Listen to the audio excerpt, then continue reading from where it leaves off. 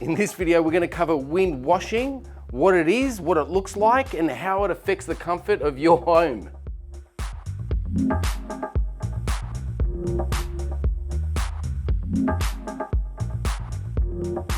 For insulation to work, it needs to be abutted to your air barrier. In conventional homes, here in Australia in particular, plaster is the air barrier of your home. It is the tightest thing that we have.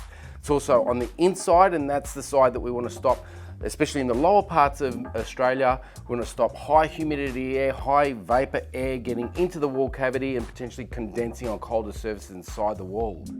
Now, in this demonstration here, we're going to be showing you how insulation abutted to the actual plaster inside this tiny little enclosure, how it performs compared to how insulation that might not be abutted to the plaster on the inside, and how it looks differently. We're right now though going to show you what it looks like, what wind washing looks like. When you've got wind blowing on the front face of your home, that ends up being positive pressure. Your roof would largely be a negative pressure, and the other side of your home will be a negative pressure. These pressures all feed each other. So all the holes on opposite sides of your home, or all of the holes within the building fabric, so that's your plaster, insulation, brickwork within that cavity, any holes and cavities within that, they get fed with that pressure.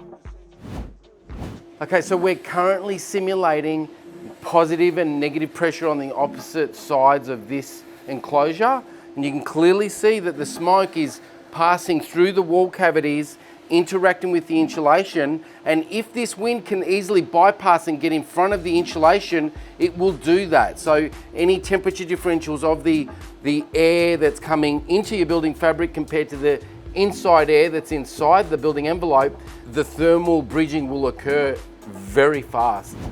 So as you can see here, we're measuring the temperature with a high-res thermal imaging camera. On this side, we've got the insulation abutted to the plaster. On this middle panel, the insulation is on the back, more in contact with the facade of this wall system. And then on this side here, we've got insulation back in contact with the plaster.